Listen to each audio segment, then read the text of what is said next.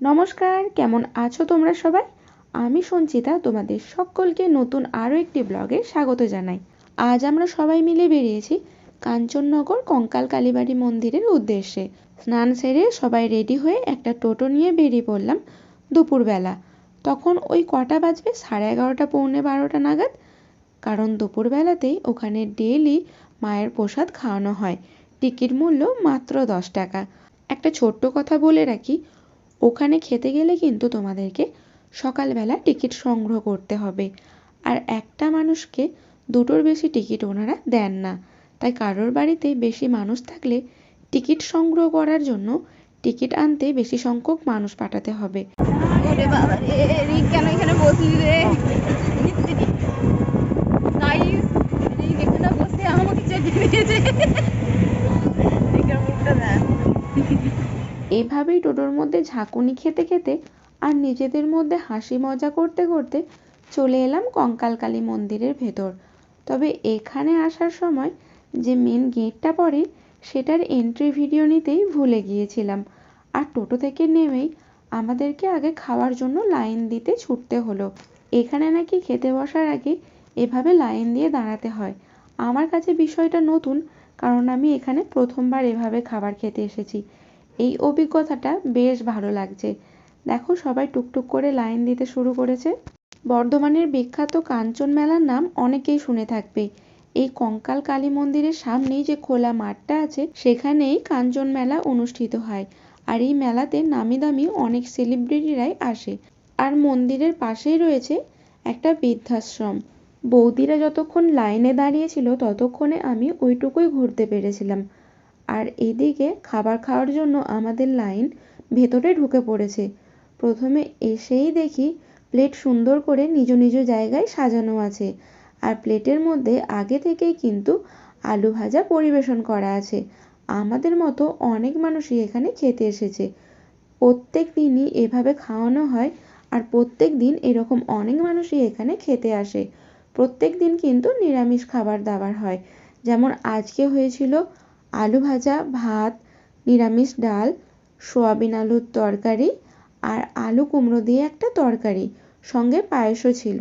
তারপরে খাওয়া শেষ হতেই আমরা চলে এলাম এর আশেপাশটা আরও একটুখানি ঘোরার জন্য।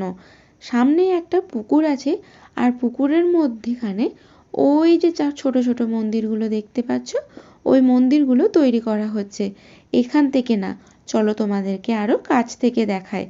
মন্দিরের ঠিক গাটাতে এরকম ছোট্ট একটা আটচলার মতো করা আছে, যেখানে পুণ্যার্থীদের বিশ্রাম নেওয়ার জন্য ফ্যান এবং টেবিলের ব্যবস্থা করা আছে।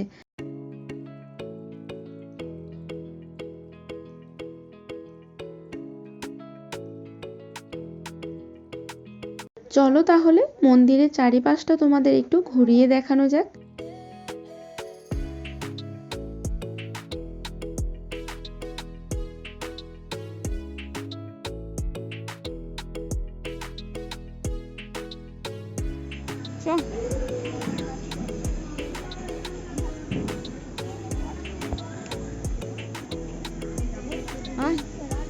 কই কোন দিকটা খোলা আছে? এই দিকটা গেটটা খোলা আছে।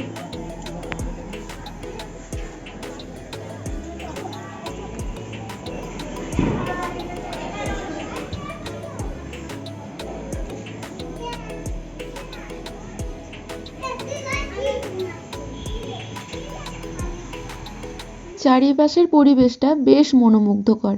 আমি এর আগেও 2-3 বার এসেছি, তবে তখন তো আমার ইউটিউব চ্যানেল ছিল না, তাই বিষয়টা তোমাদের সঙ্গে শেয়ার করতে পারিনি। আর এই হলো মা কঙ্কালেশ্বরী কালী। দুর্গাপূজা, লক্ষ্মী পূজা পেরিয়ে গেলে যে কালী পূজাটা হয়, বিশেষ করে কার্তিক মাসের অমাবস্যাতে যে কালী পূজাটা হয়, সেই সময় এই মন্দিরে বেশ ধুমধাম করে পুজো হয়।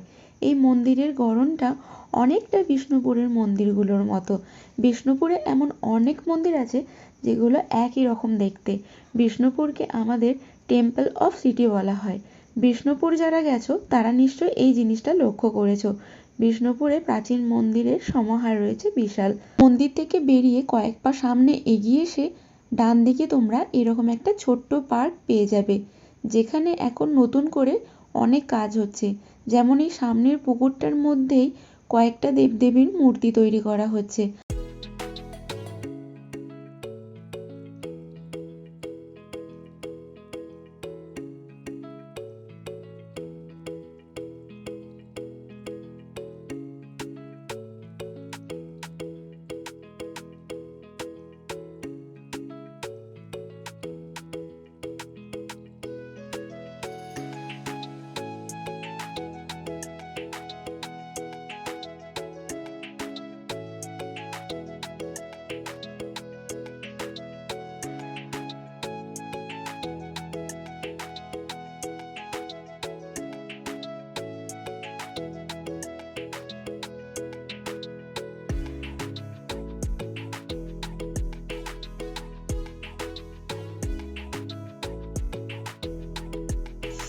তুই কি করছিস রে?